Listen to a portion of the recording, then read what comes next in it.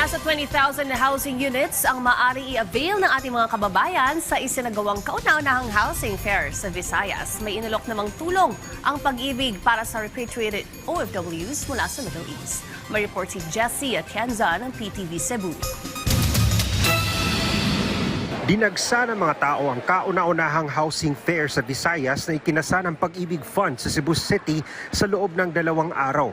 Ayon sa Vice President for Public and Media Relations Group ng Pag-ibig Fund, nasa 20,000 na mga bahay at condo units mula sa iba't ibang bahagi ng bansa ang maaaring pagpilian ng mga miyembro ng Pag-ibig. Sa tulong na rin ng Expanded Pambansang Pabahay para sa Pilipino o Expanded 4PH program. The Pag-ibig Housing Fair is part of our efforts under the Marcos administration to bring affordable and quality housing units to our fellow Filipinos, which they can purchase through the Pag-ibig Housing Loan, which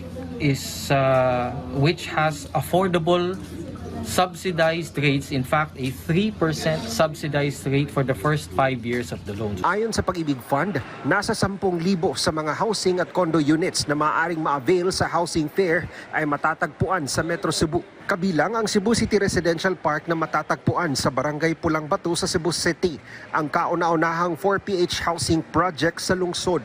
Kini siya is ang ato ni siyang vertical nga project. Condominium ni siya, 2 bedrooms per unit, and our area is 27 square meter and our selling price is 1.8. Samantala, ipinagbigay alam naman ng Pag-ibig Fund na may inaalok silang tulong ngayon para sa mga miyembrong repatriated OFWs na may savings at housing loan sa ilalim ng Pag-ibig. Una, maaari nilang ma-withdraw ang kanilang regular savings kahit wala pang maturity period. Pangalawa, maaaring ma-withdraw ang MP2 savings kahit hindi pa umabot sa 5 years maturity.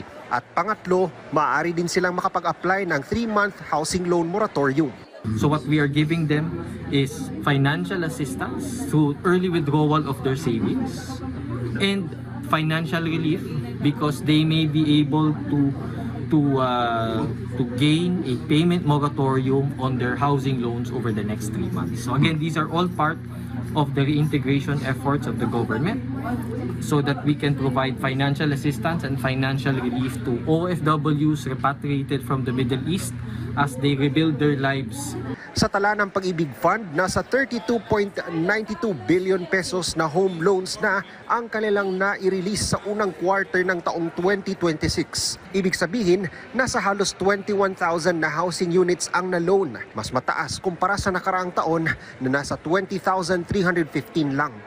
Mula sa PTV Cebu, Jessie Atienza para sa Pambansang TV sa Bagong Pilipinas.